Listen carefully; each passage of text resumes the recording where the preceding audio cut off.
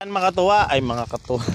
Susubukan ho natin paandarin ng ating Yanmar S85 na motor ng tubig. Ayan po.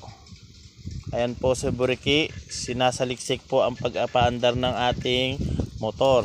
At gagamitan na po niya ng makaneta. Ayan po. Aray ko. Ayan na po, ayan na po, ayan na po, ayan na po, ayan na po, ayan na po, ayan na po, ayan na po, ayan na po, ayan na po. Ay, sa unang pagkakataon hindi ho nadali. Ayan po, susubukan ho sa pangalawa. 5, 4, 3, 2, 1. Ayan na po, ayan na po, ayan na po, ayan na po, ayan na po, ayan na po, ayan na po, ayan na po, ayan na po, ayan na po, ayan na po. Ayan, sa pangalawang pagkakataon ay napaandar na po. Ayan po mga katuwa. Pero namatay pa rin po. Nakakalungkot. Bigyan po natin ng pangatlong pagkakataon po. Ayan po.